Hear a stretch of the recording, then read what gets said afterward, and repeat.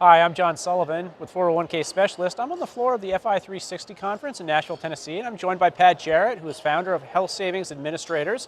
And you must be going gangbusters at a show like this right now. Yeah, we're having a lot of fun. I can imagine. There's a lot of folks to talk to and a lot of questions. We've been kept quite busy at the booth, yes. Yeah. Now, we were just talking a little bit before the interview about this idea of shoeboxing receipts. Can you just go through what that is? Yeah, the shoebox is one of those little kept secrets in the HSA world.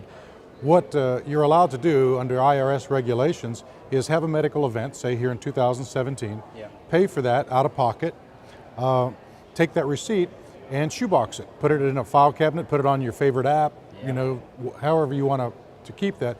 Keep that receipt for an indefinite period of time, and then at some point later on, you can go to that shoebox, pull those receipts out, and reimburse yourself. And the beauty is the IRS says there's no limitation on how long you can hold those receipts. You can let your HSA account grow to whatever level you want. There's no cap of how much money you can put in. So it's a great way for people to save taxes. We're talking 10, 15 years down the road? Yeah. Wow. Yeah, as long as you want. As long as those receipts will hold up. That's fantastic. So with today's thermo receipts, you need to be careful that they don't fade. Yeah. That's a very good point. Yeah. So why HSAs? Why now, Pat? I think, well, HSAs have been around for 13 years. So it's really not, in my mind, it's not really why now. It's like it's taken a while for us to get to this point. Yeah. But what we're seeing is with healthcare expenses, it's unsustainable. We just can't keep increasing healthcare expenses by double digits every year. It's going to break. Yeah. So more and more people are moving to the high deductible. And consumers are starting to get the idea that they should ask questions when they go to the doctor's office.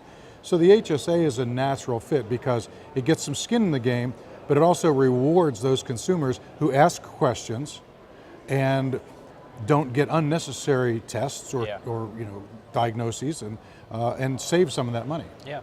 Now, you said that this is the third time that you've been at this conference? Yeah, actually we spoke at FI 360 3 years ago. 3 years ago, and now you're still going through some of the basics. There's not a lot of uptake when it comes to advisor, I guess, exposure to HSAs, which is surprising. Well, if you think about it, we get to talk to 500, 600, 700 people at a clip here. Sure. And not everybody attends the workshops.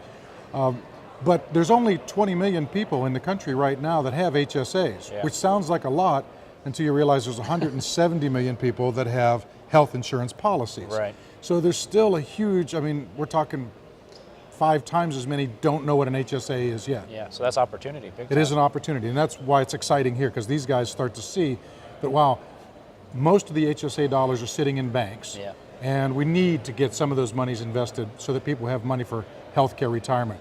So when you talk to an advisor about that, that's almost part of their fiduciary responsibility, that don't let that money sit in cash and erode in purchasing value every year. Do something with it. Fantastic. Pat, that's where we'll end it. So thanks so much for joining us. Do My appreciate pleasure. it. My pleasure. Wonderful. Good.